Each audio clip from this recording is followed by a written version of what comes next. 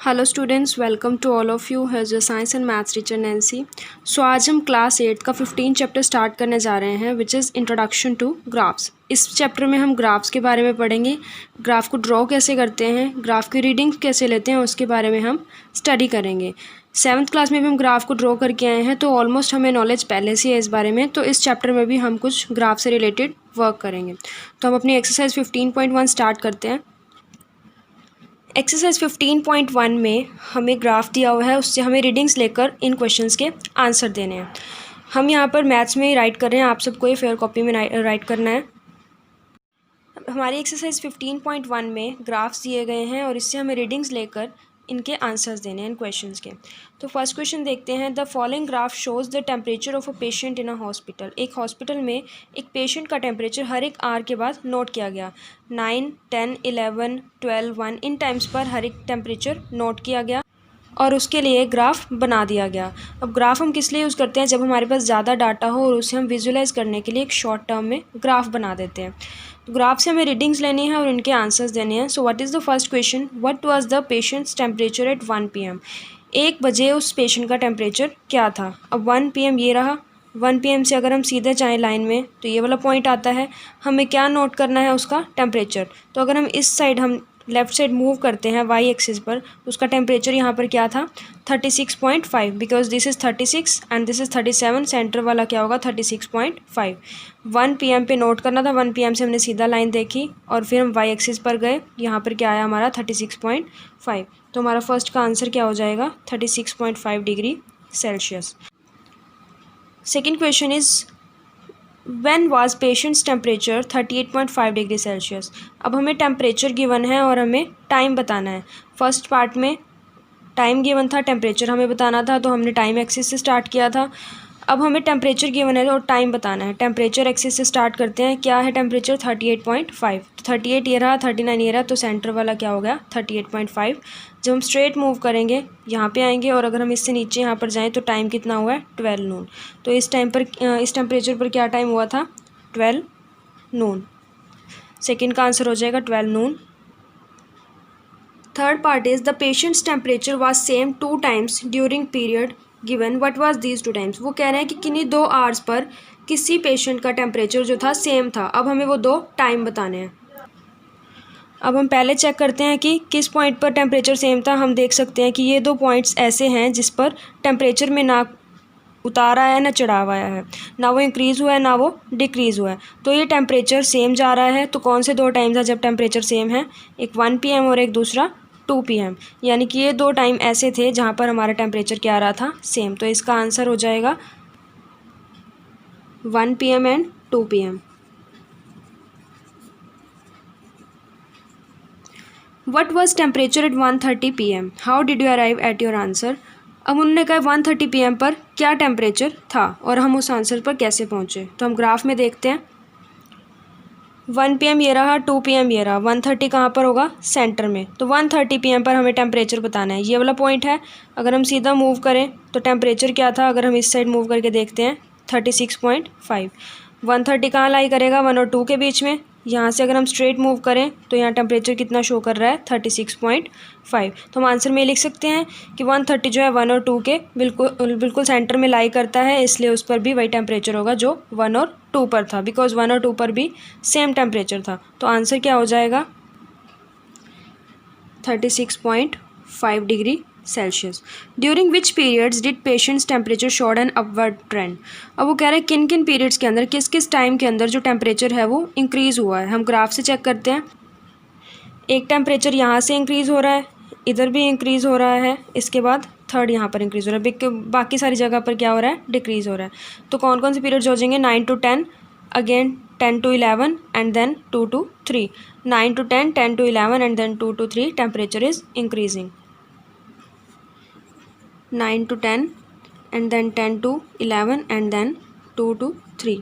यहाँ पर क्या हो रहा है? टेम्परेचर इंक्रीज़ हो रहा है। नेक्स्ट क्वेश्चन है the following line graph shows the yearly sales figures for a manufacturing company. What were the sales in 2002? अब हम ग्राफ से देखते हैं कि क्या क्या सेल्स रही हैं। देखते हैं 2002 में देखना है हमें। 2002 यहाँ पर है और यहाँ पर इसकी स्ट्रेट लाइन अगर देखें तो यहाँ कहाँ जा रहा है? 4, और हमें गिवन किस में वैल्यू गिवन है, करोड़ में। तो यानी कि 2002 में कितनी सेल थी, 4 करोड़ की। तो फर्स्ट का आंसर हो जाएगा 4 करोड़।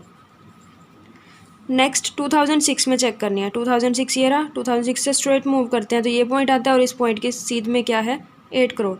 यानी कि 2006 में कितनी सेल थी, 8 करोड़ की।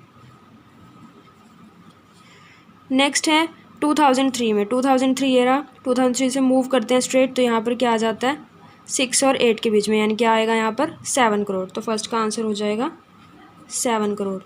नेक्स्ट है हमारा 2005। 2005 में कितनी सेल थी, स्ट्रेट मूव करें और इधर मूव करें तो क्या आ जाएगा, 10 करोड़। तो 2005 में कितनी सेल थी, 10 crore. Compute the difference between the sales 2002 and 2006। 2002 से 2006 में कितनी सेल हुई है उसका डिफरेंस हमें बताना है। तो हम देखते हैं 2002 में कितनी सेल थी, 4 करोड़। 2006 में कितनी सेल थी, 8 करोड़। तो डिफरेंस तो सिंपल दिख रहा है, 8 में से 4 गए 4। हम लिखेंगे कैसे इसे, सी पार्ट को, सेल्स इन 2002 कितनी है हमारी, 2002 में अगर देखें 4 करोड़, एंड सेल्स इन 2006 में कितनी सेल है, 8 करोड़। तो डिफरेंस क्या हो जाएगा इन दोनों के बीच का, 8 minus 4 that is 4 crore. 4 crore का डिफरेंस है।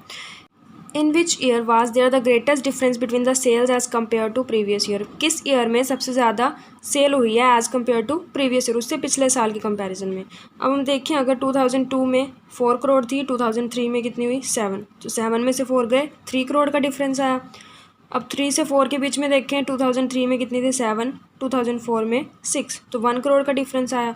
4 से 5 में देखें तो कितना आया, 2004 में थी 6 एंड 2005 में थी 10, 4 करोड़ का डिफरेंस। और ग्राफ से भी हम देख सकते हैं सबसे लंबी लाइन यही है। तो यानी कि 2005 में सबसे ज़्यादा सेल हुई है as compare to previous year. तो आंसर हो जाएगा हमारा 2005।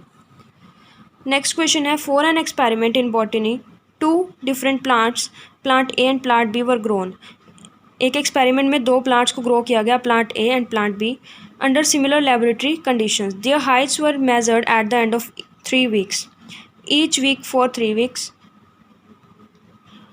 तो हर वीक के बाद उनकी हाइट को मेज़र किया गया और उसके ऊपर ग्राफ बनाया गया। और ये कब तक प्रोसेस चला, 3 हफ्ते तक चला है। उसके बेस पर ये ग्राफ बना। अब जो प्लांट बी के लिए जो है ये डार्क लाइन है और प्लांट ए के लिए डॉटेड लाइन दिखाई गई है। इससे हमें आंसर्स बताने हैं। सो हमारा क्वेश्चन क्या है, how high was plant A after 2 weeks and 3 weeks. जो प्लांट ए है वो 2 वीक के बाद किस हाइट पर पहुंचा और 3 वीक के बाद वो किस हाइट पर पहुंचा, हमें ग्राफ से बताना है। अब प्लांट ए का चेक करते हैं। प्लांट ए की कौन सी लाइन है, डॉटेड लाइन है। तो प्लांट ए का 2 वीक्स के बाद क्या आएगा, 2 वीक्स के बाद हम चेक करते हैं स्ट्रेट लाइन। इधर से भी स्ट्रेट लाइन देखें तो वो कहाँ पहुँचा है, 7 सेंटीमीटर पर। और प्लांट ए का ही 3 वीक्स के बाद देखें तो स्ट्रेट लाइन यहाँ पे पहुँचती है एंड यहाँ से सीधा जाता है यहाँ, यानी कि 9 सेंटीमीटर। मतलब 2 वीक्स के बाद वो 7 सेंटीमीटर ग्रो किया एंड 3 वीक्स के बाद वो 9 सेंटीमीटर हो गया। तो आंसर्स क्या आ जाएंगे, 2 वीक्स के बाद 7 सेंटीमीटर एंड 3 वीक्स के बाद वो 9 सेंटीमीटर। सिमिलरली अगला क्वेश्चन है, how high was plant B after 2 weeks and 3 weeks. अब प्लांट बी की भी हमने हाइट मेजर करनी है 2 वीक्स के बाद एंड 3 वीक्स के बाद। अब प्लांट बी के लिए कौन सी लाइन है, जो डार्क लाइन है। 2 वीक्स के बाद वो कहाँ पर था, सेम जहाँ पर प्लांट ए था, 7 सेंटीमीटर। एंड 3rd वीक में वो अलग था, थोड़ा ऊंचा चला गया था। तो प्लांट बी कहाँ जाएगा, 10 सेंटीमीटर पर। यानी कि 2nd वीक पे था वो 7 सेंटीमीटर और 3rd वीक में वो चला गया 10 सेंटीमीटर। तो हम अपने आंसर लिख सकते हैं। फर्स्ट का आंसर हो जाएगा 7 सेंटीमीटर एंड सेकंड का आंसर हो जाएगा 10 सेंटीमीटर। थर्ड क्वेश्चन है, how much did plant A grow during the 3rd week. उन्होंने कहा है कि प्लांट ए 3rd वीक में कितना ज़्यादा ग्रो हुआ। अब हम इसका आंसर फर्स्ट में से ही देख सकते हैं। प्लांट ए का देखना है हमने 3rd वीक में। अगर वो 2nd वीक में 7 सेंटीमीटर था और 3rd वीक में वो 9 सेंटीमीटर चला गया तो कितना ज़्यादा ग्रो हुआ, 2 सेंटीमीटर। डिफरेंस क्या आ गया उन दोनों का, 2 सेंटीमीटर। मीन्स कि प्लांट ए 2nd वीक में 7 सेंटीमीटर लंबा था और उसके बाद 3rd वीक में वो 9 सेंटीमीटर हो गया, यानी कि वो 2 सेंटीमीटर ज़्यादा बड़ा हो गया। तो आंसर क्या हो जाएगा इसका, 3rd वीक में वो कितना ज़्यादा ग्रो हुआ, 2 सेंटीमीटर। बिकॉज ब्रैकेट में हम लिख सकते हैं 9 - 7 = 2। How much did plant B grow from the end of 2nd week to the end of 3rd week. अब प्लांट बी का भी चेक करना है कि वो 2nd वीक से 3rd वीक में कितना ज़्यादा ग्रो हुआ। 2nd वीक में वो 7 सेंटीमीटर था और 3rd वीक में 10 सेंटीमीटर। तो कितना ग्रो हुआ वो, 3 सेंटीमीटर। तो इसका आंसर भी हम लिख सकते हैं 10 - 7 = 3 सेंटीमीटर। फिफ्थ पार्ट है during which week plant A grow most. किस वीक में प्लांट ए है जो सबसे ज़्यादा ग्रो हुआ है, हम ग्राफ में देखते हैं। अब प्लांट ए की कौन सी है डॉटेड लाइन, देखो यहाँ से वो बिल्कुल कम ग्रो हुआ है, कहाँ तक पहुँचा था 2 सेंटीमीटर तक। लेकिन जब सेकेंड वीक आया वो कहाँ से कहाँ चला गया, 2 सेंटीमीटर से लेके 7 सेंटीमीटर तक, यानी कि 5 सेंटीमीटर वो और ज़्यादा ग्रो कर गया। उसके बाद भी वो ज़्यादा ग्रो नहीं किया, यानी कि सेकेंड वीक में वो सबसे ज़्यादा ग्रो हुआ। इससे नेक्स्ट क्वेश्चन हम देखते हैं, during which week did plant B grow least. अब वो कह रहे हैं कि किस वीक में जो है प्लांट बी सबसे कम ग्रो हुआ। अब प्लांट बी की लाइन कौन सी है, डार्क लाइन है। अब देखते हैं फर्स्ट वीक में वो 0 पर था और कहाँ पहुँच गया था 1 सेंटीमीटर पर। सेकेंड वीक में बहुत ज़्यादा ग्रो हुआ। थर्ड वीक में देखते हैं वो 7 सेंटीमीटर पर था और 7 से कहाँ पहुँच गया था 10 में, यानी कि 3 सेंटीमीटर ज़्यादा ग्रो हो गया था। लेकिन हम फर्स्ट वीक में देख रहे हैं वो पहले 0 पर था और सिर्फ 1 सेंटीमीटर ग्रो हुआ था। यहाँ पर डिफरेंस आ रहा है 1 सेंटीमीटर का और यहाँ पर 1 से ज़्यादा का आ रहा है, यानी कि सबसे कम ग्रो वो किस वीक में हुआ, फर्स्ट वीक में। तो हमारा आंसर हो जाएगा first week. Were the 2 plants of the same height during any week shown here. क्या दोनों प्लांट सेम हाइट पर पहुंचे थे किसी ना किसी वीक में, हम चेक करते हैं। तो हमें सिर्फ एक ही पॉइंट ऐसा दिख रहा है पूरे ग्राफ में जहाँ पे दोनों प्लांट्स इकट्ठे हुए थे। ये कौन सा है, सेकेंड वीक, जब इनकी हाइट क्या हुई थी, सेम हुई थी, दैट इज़ 7 सेंटीमीटर। इस टाइम पे ए प्लांट भी 7 सेंटीमीटर था और बी प्लांट भी क्या था, 7 सेंटीमीटर। तो हम आंसर लिख सकते हैं कि सेकेंड वीक में क्या हुआ था, दोनों की हाइट थी सेम। तो हम जी का लिख सकते हैं आंसर। जी का आंसर हो जाएगा at the end of second week, जो उनकी हाइट क्या थी, वो सेम थी। हमारा फोर्थ क्वेश्चन है, the following graph shows the temperature forecast and actual temperature for each of day of a week.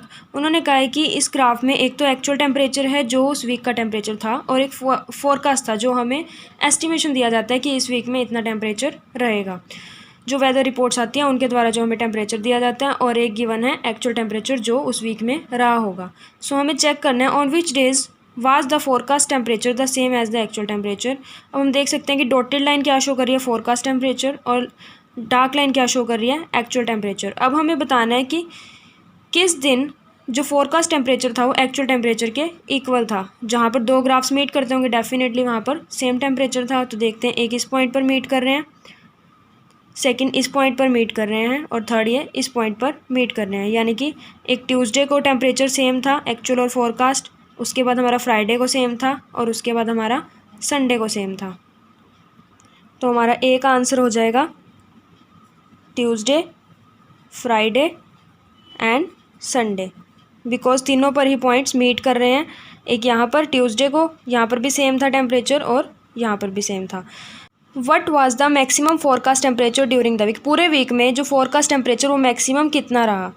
अब हम हाइट देखते हैं, फोरकास्ट टेम्परेचर कौन सा था, डॉटेड वाला, और डॉटेड वाली लाइन सबसे हाई कब गई है हमारी, यहाँ पर, यानी कि संडे को क्या था, सबसे हाई टेम्परेचर, और उन्होंने पूछा वो कितना था, तो संडे को हाई था और कितना टेम्परेचर था वो 35 डिग्री, यानी कि फोरकास्ट का टेम्परेचर सबसे हाई कहाँ गया, 35 डिग्री सेल्सियस पर। तो हमारा बी आंसर हो जाएगा 35 degree Celsius. What was minimum actual temperature during the week. सबसे कम टेम्परेचर कितना रहा इस वीक के दौरान, एक्चुअल टेम्परेचर। एक्चुअल वाला कौन सा है हमारा, डार्क लाइन। तो डार्क लाइन देखते हैं हम सबसे कम कहाँ पर गई, यहाँ पर। तो उन्होंने पूछा क्या, वट वाज कितना रहा वो, अगर इसके सीध में हम देखें कितना है वो 15 डिग्री सेल्सियस, यानी कि सबसे मिनिमम एक्चुअल टेम्परेचर कौन सा रहा, 15 डिग्री सेल्सियस। तो हमारा सी का आंसर हो जाएगा 15 डिग्री सेल्सियस। नेक्स्ट है हमारा, on which day did the actual temperature differ the most from forecast temperature. किस दिन जो था, अब दिन उन्होंने पूछा है, टेम्परेचर नहीं पूछा, किस दिन जो था एक्चुअल टेम्परेचर और फोरकास्ट टेम्परेचर में सबसे ज़्यादा डिफरेंस था। अब हम चेक करते हैं, ये रही हमारी फोरकास्ट की लाइन और ये रही हमारी एक्चुअल लाइन। यहाँ पर कितना डिफरेंस है, 15 से लेके 17.5 तक का। यहाँ पर कितना डिफरेंस है, 25 से लेके 30, यानी कि 5 का डिफरेंस है। लेकिन यहाँ पर हम देख सकते हैं, यहाँ पर कितना है हमारा टेम्परेचर 15 डिग्री, और यहाँ पर हमारा कितना है 22.5 डिग्री सेल्सियस। तो यहाँ पर डिफरेंस जो था सबसे ज़्यादा रहा, इसमें भी ज़्यादा डिफरेंस नहीं था। तो ये टेम्परेचर सबसे ज़्यादा डिफरेंस शो करा था। तो किस दिन था ये हमारा, थर्सडे को, यानी कि थर्सडे ऐसा डे था जहाँ पर फोरकास्ट टेम्परेचर और एक्चुअल टेम्परेचर में सबसे ज़्यादा डिफरेंस था। तो आंसर हो जाएगा हमारा थर्सडे। नेक्स्ट पार्ट हम नेक्स्ट वीडियो में कंटिन्यू करेंगे। Thank you.